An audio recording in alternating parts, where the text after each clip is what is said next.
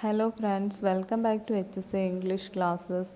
Today we are going to learn the poem An Introduction by Kamala Das.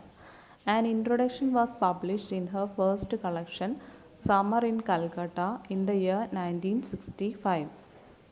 Das explores powerful themes of feminism or equal rights, freedom and marriage.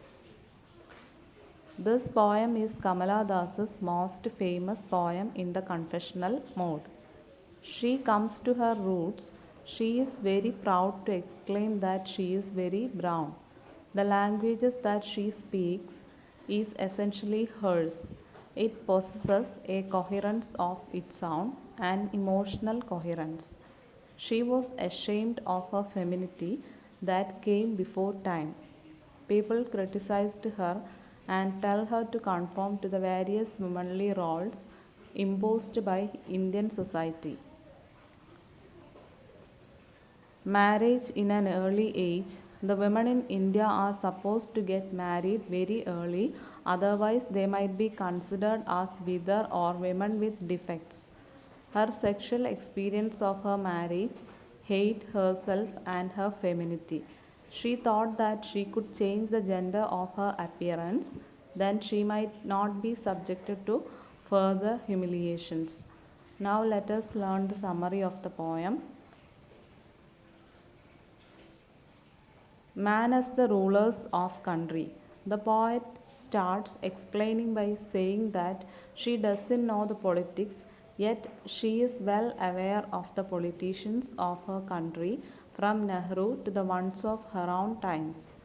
The lines depict how the males have been ruling the country without giving this right to the woman.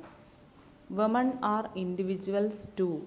She explains her Indianness that she is brown in color, she can speak three languages, write in two, and dreams in one of the dreams have a universal language. Moreover, in the world of dreams, she is equally an individual as the man is, and so she wants this status in the real world as well.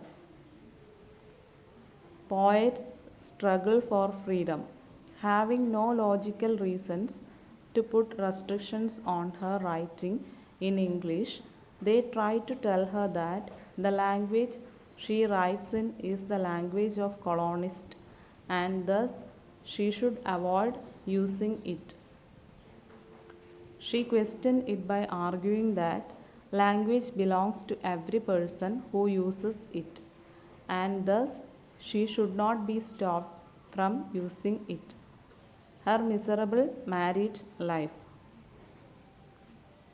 The girl, after being married, desires that her husband should show compassion to her and love her, but instead, she is drawn to the bed and made to endure the pains of sex that she is not willing to do.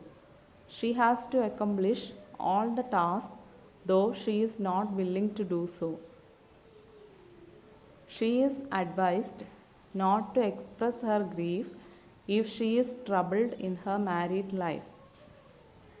Her struggle for the status of I.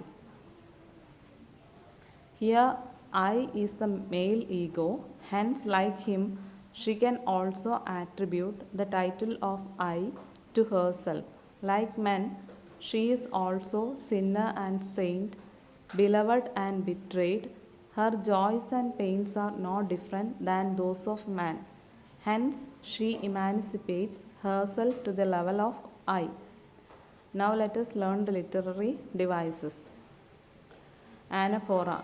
In this poem, I is repeated ample times for emphasis. Allusion. I know the names of those in power. It refers to men who have been ruling India.